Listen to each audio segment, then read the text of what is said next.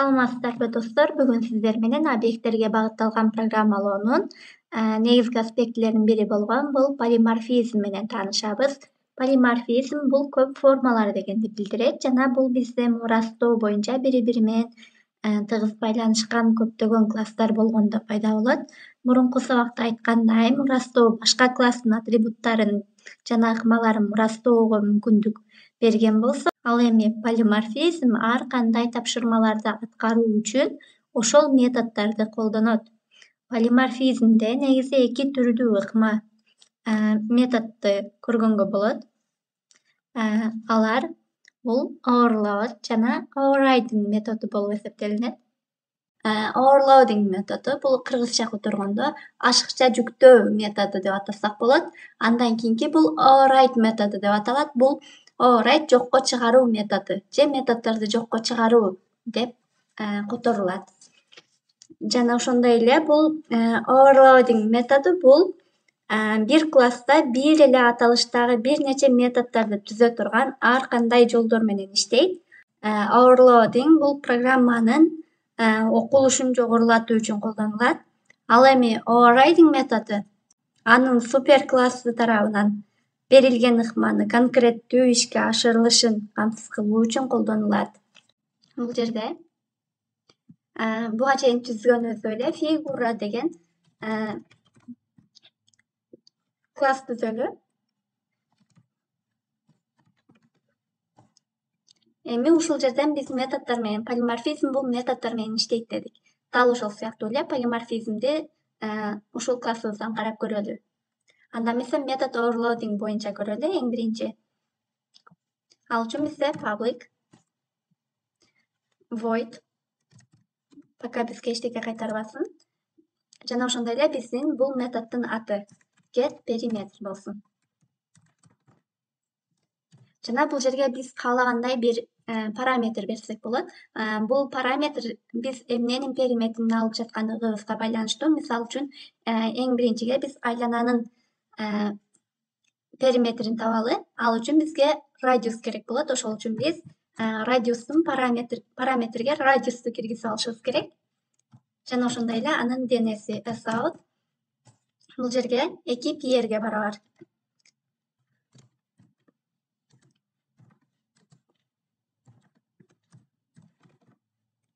Circle perimeter айлананын периметри.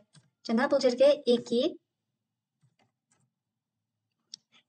көбөйтүлгөн биздин пибиздин мааниси бул 3,14 жана бул көбөйтүлгөн rге барабар. Биздин бул жакта киргизген параметрибизге барабар. Андан кийин дал ушул эле фигура бизде дагы кайсы фигуралар, геометриялык фигураларыбыз бар. Мисалы тик бурчтукту алалы. Public void get кайра эле периметр. Бул жерде анын жактары.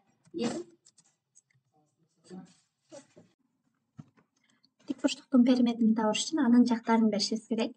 Жактары мисалы үчүн int a жагы анын параметри аркылуу беребиз. Жана int b жагы дейли. Жана анын денесине биз sout 2 көбөйтүлгөн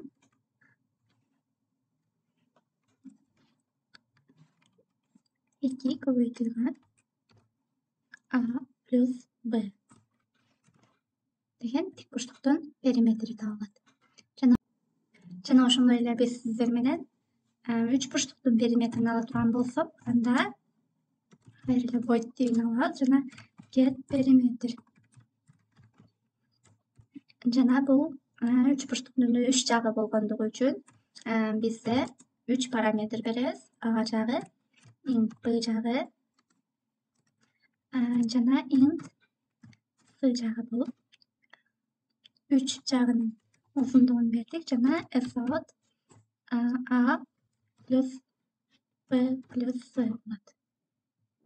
Дал ушул overload методун биз main методунда иштетип көрөлү. Мисалы бул жерден чакырган болсок фигура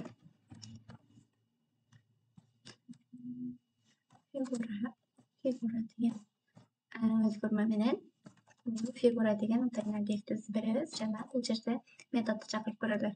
Фигура точка бизде get perimeter деп бул жерде бардык методдорду көргөзүп атат. Бир эле аттагы 3 метод жазганбыз, үчөөсүндөн көргөзүп берип атат. Бул жерден каалаганыбызды тандап туруп бул жерге жазып койсок болот.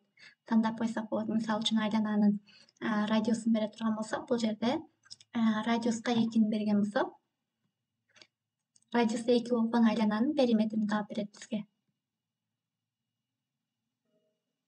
Мына 12,156 деп чыкты. Андан кийин бизде ошол эле моментте көбөйтүлгөн.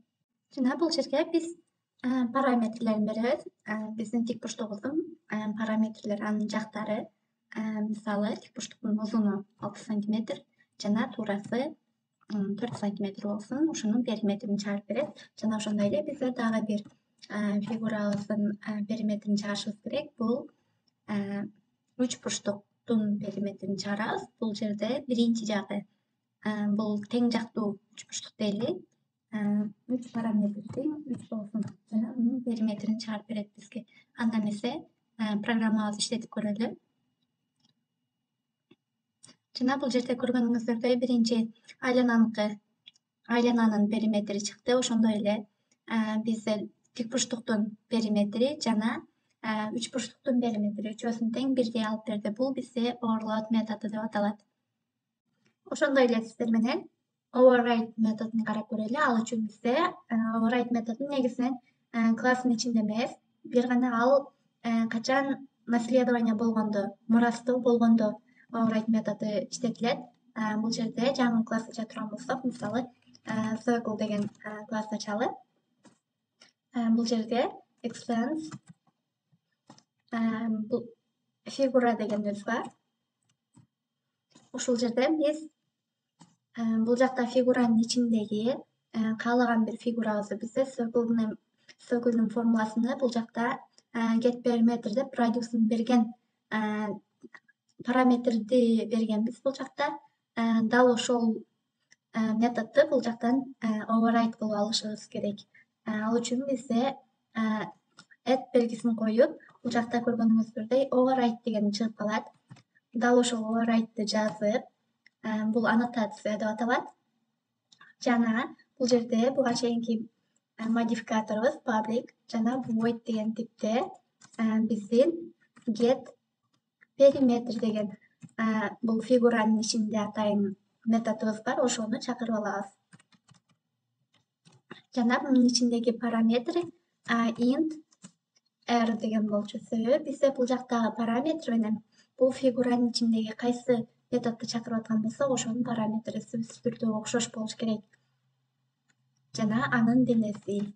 Бул жерде дагы бир белгилей кетчү нерсе, бул super деген ачкыч сөз аркылуу биздин бул extend мурасталган parent классыбыздан каалаган бери менен чакырып алсак болот. Мисалы бул жерде circle'ды чакырдык, айлананын периметрин таап жатабыз жана бул жерге r деген тамканы берип коебуз.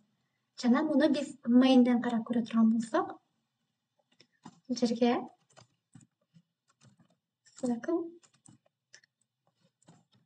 барабар new объект түзөбүз. Жана бул жерде circle деп туруп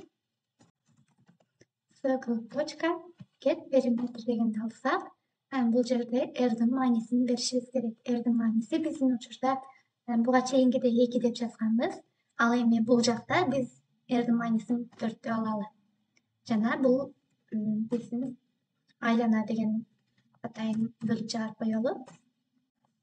Айлананын периметри.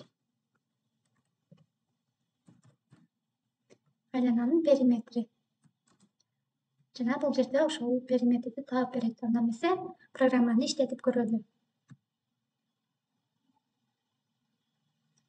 Мына көргөнүңүздөрдөй бизде фигуранын ичиндеги атайын методду алды. Бул circle аркылуу алып туруп, биз override методун дал ушул жерде колдонуп, main'ден circle классын чакырганыбызда көргөнүңүздөрдөй бул данныйды бизге алып берди. Дал ошол эле метод менен бизде бул жерде 2 деген данныйды дагы киргизип көргөнбүз. Буну биз именно фигура деген классыбыздын ичинде колдондук.